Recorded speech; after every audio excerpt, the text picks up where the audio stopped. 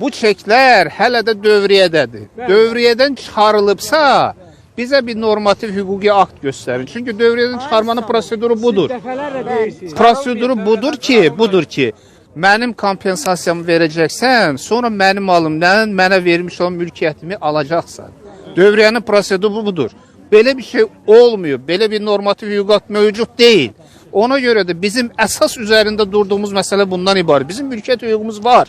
Bu mülkiyyət hüququmuzu alırsınızsa qarşılığını ödəyin. Biz başqa bir şey istəmirik. Bir sual vermək istəyirəm. Zamanında o çekləri olan şəxslər səhm qoyaraq müxtəlif belə zavod ya fabrik və yaxud da hansısa şirkətlər, müəssisələrdə səhm sahibi olurlar. Amma sonradan həmin o səhmlərdən heç bir faiz götürməyiblər. Bəs o səhmlərin taleyi necə olacaq? O səhmlərə girmək istəmirəm. Bizim işimiz hal-hazırda dövlət özəlləşdirmə payları və çekləridir.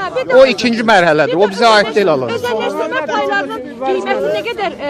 Kompensasiya olunması qiyməti dövlət hesabı. Biz onu deyirik də, hesablayın deyirik. Bu ekspertlərinizi təyin edin, bunu qiymətini hesablayın ki, bizi qiymət ödəyəsiniz.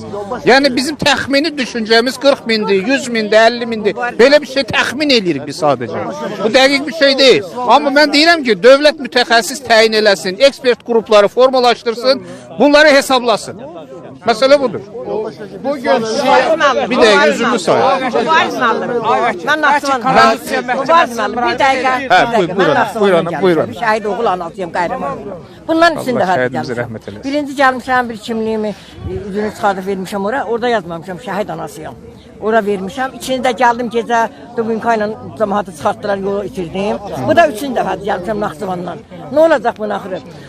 Axırını əslində dedim. Heydər Əliyevin Allah ruhunu şad eləsin. Ulu Öndər Allah rəhmət eləsin Heydər Əliyevə. Həqiqətən Allah prezidentimizə can sağlığı versin. Həqiqətən də bu işlər mən inanıram ki, prezidentimiz təmin edir. İnşallah. Mən ona güvənirəm. Vətəndaşları ən çox narahat edən məsələlərdən biri də dövlət özəlləşdirmə paylarının qiymətidir. Bununla bağlı qeyd etməliyəm ki, birincisi, dövlət özəlləşdirmə payları qanunla verilib və qanunla dəyəri maddi ekvivalentə bağlandığından və inflyasiyadan qorunduğundan qanunun qoyduğu qaydaya uyğun olaraq təxmini hesablamalara görə bugün üçün hesab edirik ki, ən azı 40 min manat səhm payı ilə eyni ekvivalentdədir.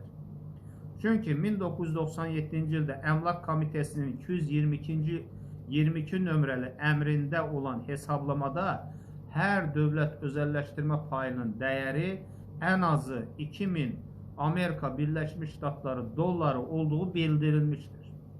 28 ildə ən azı 10 dəfə inflyasiya olduğunu nəzərə alsaq, deməli, hər dövlət özəlləşdirmə payının dəyəri ən azı 20 min Amerika Birləşmiş Ştatları dolları əmlak ekvivalenti dəyərindədir.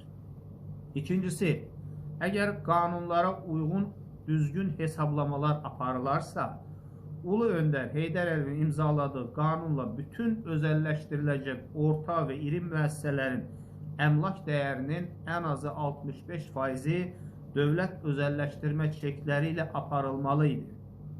Gec və ya tez, gələcəkdə özəlləşdirilməsi nəzərdə tutulan bütün dövlət müəssisələrinin investisiya holdinglərində olan onlarla dövlət müəssisələrinin, o cümlədən bankların, Azerselin və s. bu kimi orta və iri müəssisələrin, eyni zamanda xarici və yerli şirkətlərə icarəyə verilmiş, gələcəkdə özəlləşdirilə biləcək neft sənayesi, çünki cəmi 10% SOCAR-a aiddir, digərləri isə icarədədir. Və həm də mədən sənayesi, xəstəxana, poliklinikalar, ali və peşə təhsil müəssisələri, mənzil istismar sahələri və s.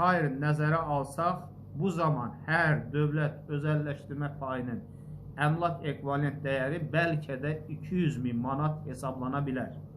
Vətəndaşları ən çox narahat edən məsələlərdən biri də dövlət özəlləşdirmə paylarının qiymətidir. Bununla bağlı qeyd etməliyəm ki, birincisi, dövlət özəlləşdirmə payları qanunla verilib və qanunla dəyəri maddi ekvivalentə bağlandığından və inflyasiyadan qorunduğundan qanunun qoyduğu qaydaya uyğun olaraq təxmini hesablamalara görə bugün üçün hesab edirik ki, ən azı 40.000 manat səhm payı ilə eyni ekvivalentdədir. Çünki 1997-ci ildə Əmlak Komitəsinin 222 nömrəli əmrində olan hesablamada hər dövlət özəlləşdirmə payının dəyəri ən azı 2000 Amerika Birləşmiş Ştatları dolları olduğu bildirilmişdir. 28 ildə ən azı 10 dəfə inflyasiya olduğunu nəzərə alsaq, deməli, hər dövlət özəlləşdirmə payının dəyəri ən azı 20.000 Amerika Birləşmiş Ştatları dolları əmlak ekvivalenti dəyərindədir. İkincisi, əgər qanunlara uyğun düzgün hesablamalar aparılarsa, Ulu Öndər Heydər Əliyevin imzaladığı qanunla bütün özəlləşdiriləcək orta və iri müəssisələrin əmlak dəyərinin ən azı 65%-i dövlət özəlləşdirmə çekləri ilə aparılmalı idi. Gec və ya tez, gələcəkdə özəlləşdirilməsi nəzərdə tutulan bütün dövlət müəssisələrinin investisiya holdinglərində olan onlarla dövlət müəssisələrinin, o cümlədən bankların, Azerselin və s. bu kimi orta və iri müəssisələrin, eyni zamanda xarici və yerli şirkətlərə icarəyə verilmiş, gələcəkdə özəlləşdirilə biləcək neft sənayesi, çünki cəmi 10%-i SOCAR-a aiddir, digərləri isə icarədədir. Və həm də mədən sənayesi, xəstəxana, poliklinikalar, ali və peşə təhsil müəssisələri, mənzil istismar sahələri və s. nəzərə alsaq, bu zaman hər dövlət özəlləşdirmə payının əmlak ekvivalent dəyəri bəlkə də 200.000 manat hesablana bilər.